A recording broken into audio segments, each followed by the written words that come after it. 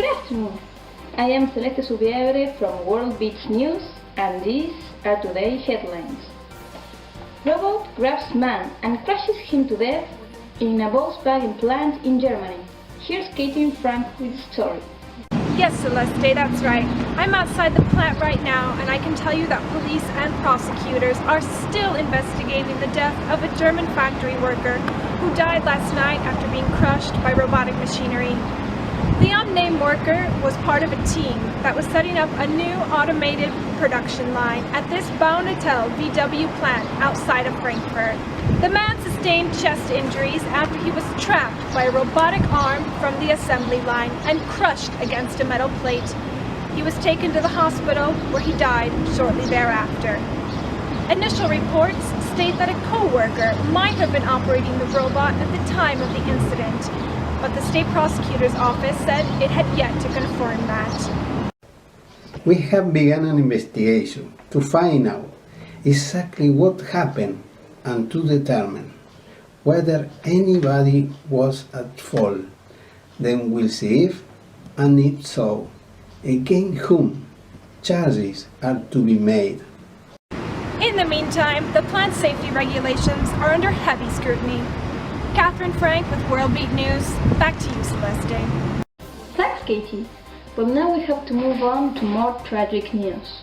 On the 1st of August, in China, two gigantic explosions took place in Tianjin port, which left the place completely devastated. The incident started when a gas station exploded, and then the fire got to a surrounding warehouse, which contained hazardous and flammable chemicals, and then a second explosion took place. The initial explosion had the power equivalent to 3 tons of TNT, while the second one had the power equivalent to 21 tons of TNT. As a result, over 100 people died, and more than 700 were injured during the incident. The people that lived nearby the place had been evacuated due to the poisonous gas that the explosion released. However, now the situation is under control, and investigations are being made in the country, but the causes of the initial explosion are still unknown. Now, let's move on to Leo, who's going to talk about Chile's disaster. We hope Chile and China the best. Leo. Thank you, Celeste. On September the 17th, 1 million people have to leave their homes in Chile after a powerful quake hit the country's central region. At least 10 people died when the 8.3 magnitude quake hit at 5:08 local time. Residents of Illapel, near the quake's epicenter, fled into the streets in terror as their homes began to sway. In the coastal town of Coquimbo, waves of 4.7 meters hit the shore. A tsunami alert was issued for the entire Chilean coast, but has been since lifted. The tsunami waves also hit in the coast, farther north and south of the country, with waves half a meter higher than usual. The quake lasted more than 3 minutes, and there have been dozens of aftershocks. The President, Michelle Bachelet, said, "We must confront another powerful blow from nature." And she said also that she will be traveling to the affected areas next Thursday.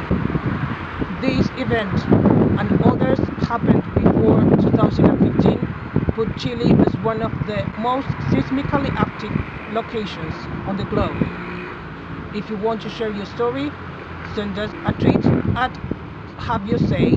Thank you, Celeste. We're back to the studio. Now, let's move on to Maxi, who is at MTV Studios in New York.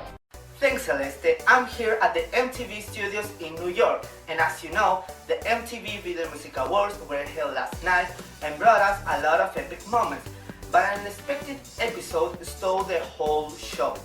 The Nicki Minaj and Miley Cyrus beef exploded all over the VMA stage.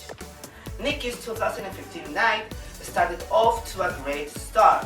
She performed Pretty Them Girls and then brought out Taylor Swift to collab on the night Still Young and Bad Blood. And then she took home the award for Best Hip Hop Video for Anaconda. The young money rapper launched her speech with plenty of positivity. I want to thank to my beautiful fans, she said. I love you so much. You guys are so epic, and I hope you to follow your dreams. But then, when she was getting ready to toast back to host Miley for the introduction of the next segment, she read into the nice host. And now,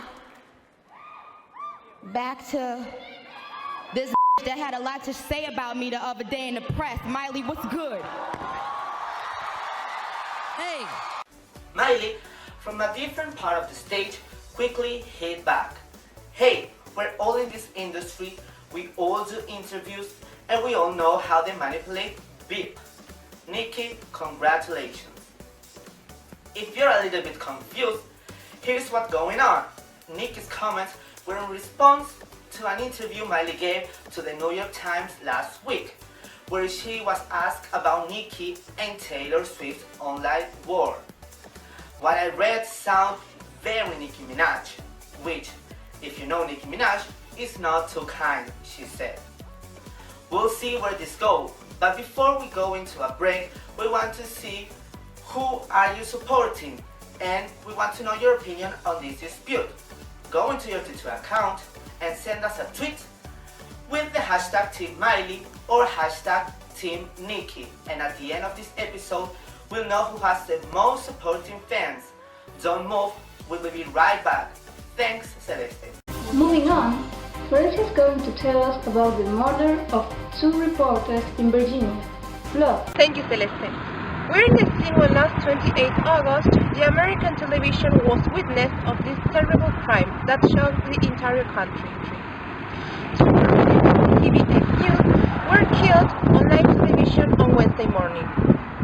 The victims, Adam Ward and Alison Parker, were doing a live interview with Vicky Garner, the head of the Mid-Mountain Regional Lake Chambers of Commerce, at around 6:45 a.m. The shooter, identified as Bester E. Flanagan, was an ex-employee that worked at the same company that the victims used to work.